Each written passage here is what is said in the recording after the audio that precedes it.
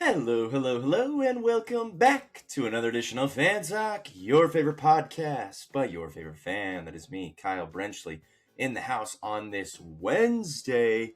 It's Wednesday, my dudes. Welcome to the Fan Talk podcast. This is a podcast for the fans and by the fans, and we are all fans here, and we are fans of college football. At the end of the month, what are we, like 2 weeks away from week 0 of the college football season opening? That's absolutely crazy. We're so excited. We'll be talking more about that today. We'll be continuing our series of looking at the top 10 teams, previewing them, looking at what they did last year, looking at what their expectations are this year. This is part 2 in that series. Next week, part 3, I'll cover the local teams. That'll be Utah, BYU, and Utah State. If you're new here, welcome, welcome. Fan Talk is a podcast that you can find anywhere you get your podcast. I like to record and upload videos, so if you prefer the video version, go to YouTube and or Spotify and give the show a review or a like if you like what you hear. We got the sign, we got the posters, we even got a candle burning today. I know it's not fall yet, but we're getting there, so we got a candle burning today. Welcome, welcome. Let's jump right in. If you did not catch last week's episode, please go watch that. That was part 1 of the series. I am previewing the top 10 teams in college football. They get a ranking at the very beginning of the season before the season even starts. So it's the preseason top 25. We're just looking at the top 10, and then again in part 3, we'll look at the local teams. So last week's episode, I did teams 1 through 5. This week, we're going to preview teams ranked 6 through. Coming in at number 6, we have the defending champs from last year, the Indiana Hoosiers. And you're probably wondering why they ranked 6th. They won it last year. Great question. And I think it's mostly because they lost some players to the NFL draft and transfer portal and different things like that. They no longer have Fernando Mendoza, the quarterback who led them to their undefeated season. He's now on the Las Vegas Raiders. Going to be back up to Kirk Cousins. You're in the top 10. I love it. What did the Hoosiers do last year? Well, if you were living under a rock and did not know, they won the national championship, went undefeated, did not lose a single game. Here's their schedule last year. Took out some nobodies in the first couple weeks, obliterated number 9 Illinois. Illinois was number 9 at the time. So, okay, people were like, okay, Indiana, we see you. I think their biggest win, though, by far was on the road at number 3 Oregon. They beat them by 2 scores on the road against Oregon, who's ranked number 2 this year. So that was a huge marquee win. They went on to beat Ohio State in the Big Ten championship game. That's huge. And then, of course, in the college football playoff, they obliterated Alabama, they obliterated Oregon, and then they won a very good game against Miami in the national championship, completed their 16-0 undefeated season, and rode off into the sunset. And now we're here in 2026. Let's take a look at their schedule in 2026. Like I said, they lost Mendoza, they lost a few players. They should still be a good team. Kirk Cignetti's still their head coach. Love the guy, quite the character. But here's their 2026 schedule. Arguably pretty manageable. They do have some good games, though. So don't take the gas off the pedal if you're a Hoosiers fan. First game I'm seeing here that is of note, mid-October at home against Ohio State. Again, Ohio State's ranked number 1 in the preseason poll, expected to be very good, as Ohio State usually is. That should be a fun game. The next week, they travel up to Ann Arbor to play Michigan. That should be a fantastic game. That'd be a huge road game for them. They have USC at home, and then they're on the road at Washington. A few other Big Ten opponents they can't sleep on, but those 4 games are probably their toughest games on the schedule.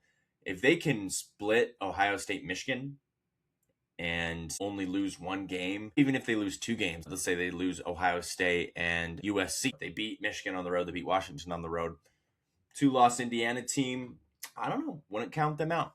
But that's Indiana 2026. I do think they will not be as good as last year. Obviously, last year they were as good as they could get. So they might take a step back this year. A little bit of a tough schedule down the stretch, but still a very fun team to watch. Moving on to number 7 in the preseason rankings poll, we have the runner-ups to last year's national championship, and that is, of course, the Miami Hurricanes. Now, similar thing, they lost their quarterback, Carson Beck, is now in the NFL, but they still have Malachi Toney, who outstanding talent there at wide receiver. They still have Mark Fletcher, really good running back. They have Darian Mensah, a transfer quarterback that came in, played previously at Duke, won an ACC title with Duke. And now he is the quarterback at Miami. They still have Mario Cristobal as their coach. This is a good team. Honestly, this is a good team, and they should be ranked in the top 10. Let's look at their schedule from last year to remind us how they made it to the national championship game. If you remember, they were not projected to get in the entirety of the season. I've talked about this a million times. Throughout week to week, every single rankings came out. They were not projected to get in. It was Notre Dame that was projected to get in. Then in the 11th hour, the committee was like, oh, let's put Miami in and not Notre Dame, because Miami beat Notre Dame head-to-head, as you can see here, in week 1 of the 2025 season. They did lose to Louisville and they did lose to SMU, but ultimately that win against Notre Dame was the difference in getting them into the college football playoff. And it paid off because they went all the way to the national championship, beating a very good Texas Tech team, beating a very good Ohio State team, and beating a very good Ole Miss team on their way to the national championship, and only losing by 6 points to undefeated and number 1 Indiana. So Miami flipped the CFP world on its head, because this was a team that probably should not have got in, but because they beat Notre Dame, they were viewed as a stronger team than BYU, Utah, Vanderbilt, to these other teams that were Texas that were kind of sitting on the fringes.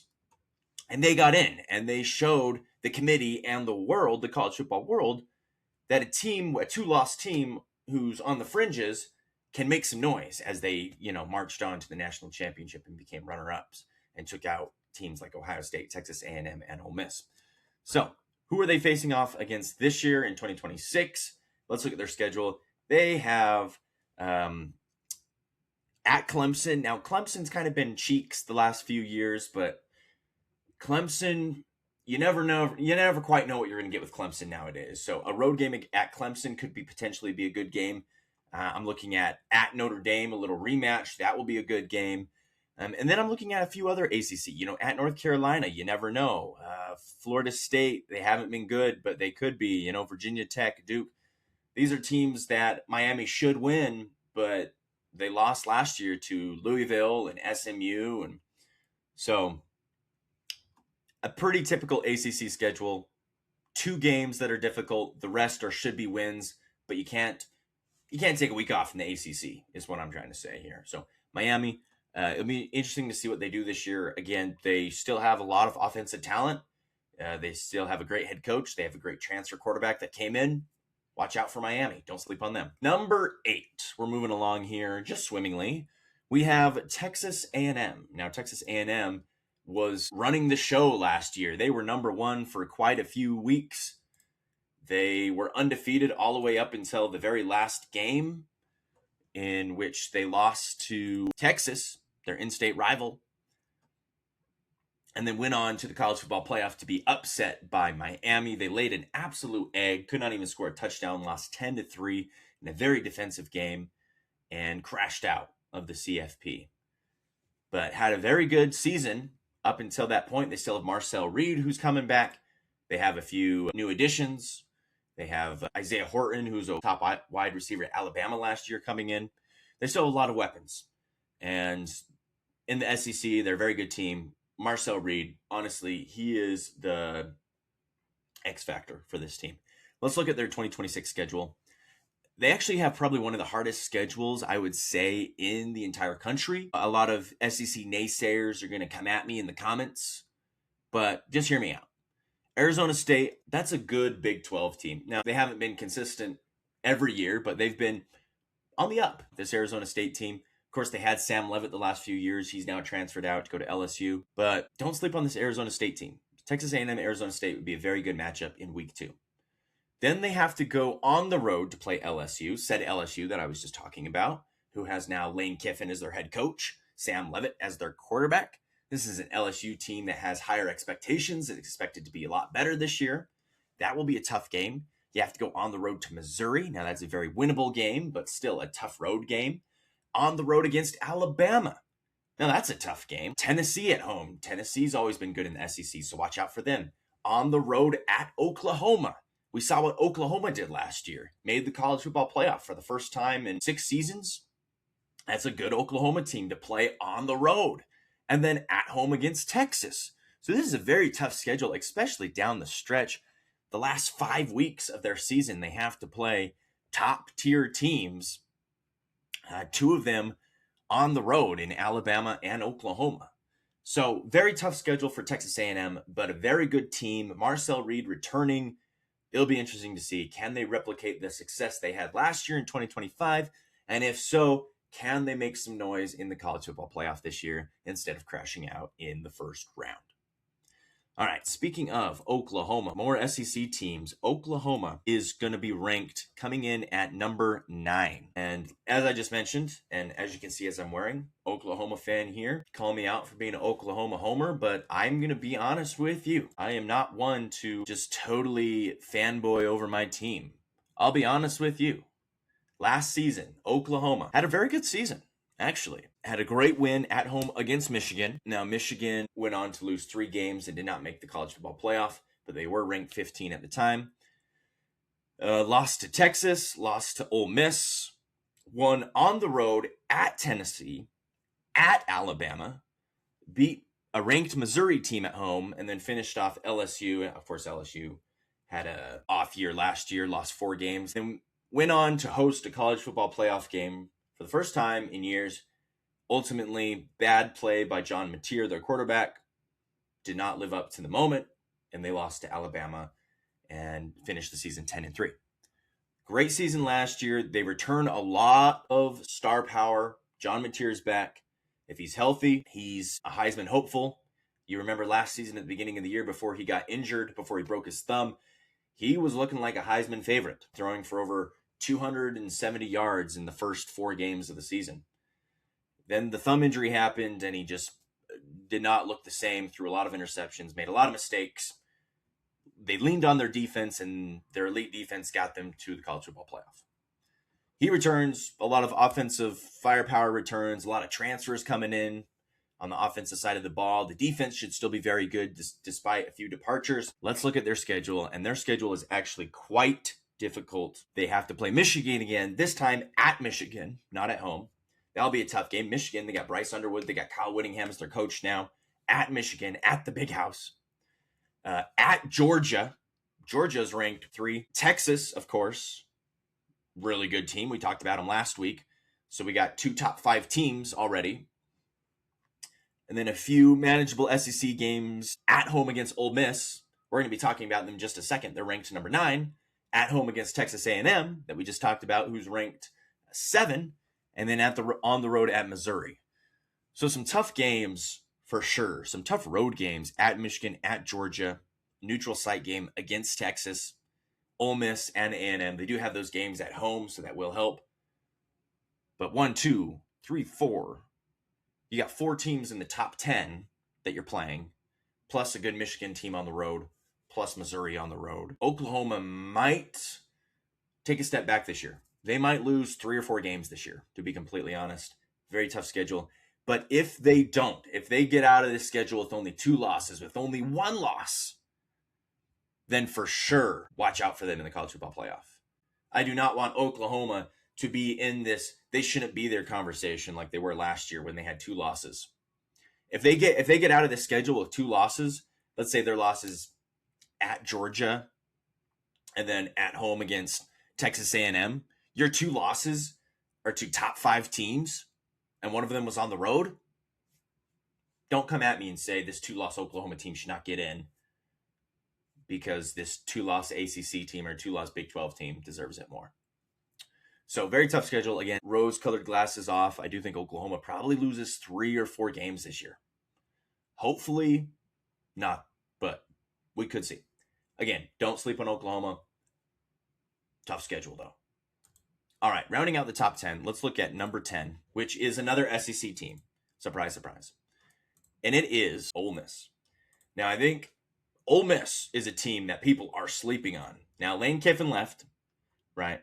So Lane Kiffin's no longer their coach, but they still have Trinidad Chambliss, who's arguably one of the best quarterbacks, if not the best quarterback, in college football in 2026. He was granted another year of eligibility. If you don't know his story, look it up. It's a very good story. Played community college ball for years and finally made it the show, D1. Wasn't even the starter last year for Ole Miss, but stepped in after their main quarterback, Simmons, got injured in week 2. He steps in and leads them to an 11-1 season. Their only loss being at Georgia on the road, as you can see. Very good wins against LSU. LSU was ranked number 4 at the time. Of course, LSU kind of fell off, but beat a good LSU team, beat a good Oklahoma team on the road, and then took care of business down the stretch. A few games down the stretch were a little more manageable. And so they get to the college football playoff. They take out Tulane, a very manageable game. They get revenge on Georgia in arguably one of the most interesting games in the CFP last year. And then they go on to the semifinal and lose a fantastic, fun game to Miami. Miami, of course, goes on to be runners-up in the national championship. They still have Chambliss. They still have Kewan Lacey. This is an Ole Miss team that people aren't talking about because Lane Kiffin has moved to LSU, and now they're talking about Lane Kiffin at LSU. This is an Ole Miss team that is mad that Lane Kiffin ditched them before he even saw it through. He could have won a national championship with Ole Miss. I was rooting for Ole Miss last year to win the national championship so Lane Kiffin could crap his pants in his Baton Rouge bungalow, being like, oh crap, maybe I shouldn't have left. Let's look at their 2026 schedule. Game against Louisville. I don't know how good Louisville is going to be this year, but could be a fun game. Great game to start off. And then look at week 3 at home. Lane Kiffin has to come back with his new girlfriend after he's already divorced his wife of 20 years. They have a couple kids together. They got divorced, and now he's bringing his new girlfriend back home. This is going to be awkward. It's going to be awesome. That should be a fantastic game. LSU, higher expectations, of course. They have to play at Texas in Austin.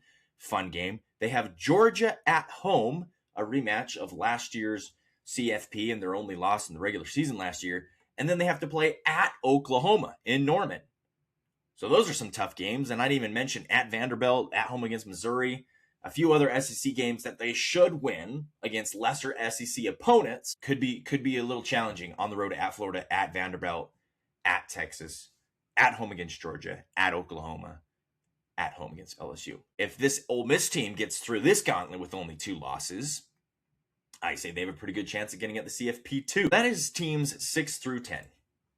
Those are the college football rankings. That is my personal preview of what those teams are going to do. Now, of course, the preseason poll, it's very easy to be like, oh yeah, these teams are going to be good. But then we look at last season's preseason poll, and it was nowhere near where it was at the end of the season. So which of these top 10 teams do you think will not live up to expectations? Comment down below which of these teams will not be in the top 10 come the end of this season. I already mentioned this earlier. I think Indiana will take a step back. I think Oklahoma would take a step back. Possibly Miami. They have a favorable schedule, so they'll still be up there. I think Miami will kind of hover around the 10 spot throughout the season. But it's teams like Texas, teams like Notre Dame, teams like Texas A&M, and dark horses like Ole Miss. Can these teams survive their very tough schedules and remain in the top 10 so they have a very, very solid case come December for the college football playoff bid? It's going to be crazy. Again, there's only 12 spots. Some of those spots have to go to conference champions, and not everyone's going to get in, as we saw last year. And this is why some people are pushing for an expanded field. They want more teams in. I don't know if that's the answer. I've done a couple episodes about what I think about expanding the field, what I think about the current format at 12 teams, what I think about the process of selecting the teams that earn those 12 spots. Go check out all those videos on my channel. College football is such a huge topic here. So if you like that, please like this video, subscribe if you're watching on YouTube. If you're watching and or listening on Spotify, please leave a show review. Tell your friends. This is a great sports community where us fans really get a voice, and we get to talk about what we're seeing. We know what the professionals are saying. We know what the media professionals, what the athletes are saying. What are we seeing on our couch? This is a safe space to share that, and I appreciate you guys so much for tuning in. Again, Fan Talks Podcast, you can find anywhere you get your podcasts. We are 2 weeks out from week 0 of college football. Comment down below what you're most excited for in this college football season, and I'll catch you guys next week for another edition of Fan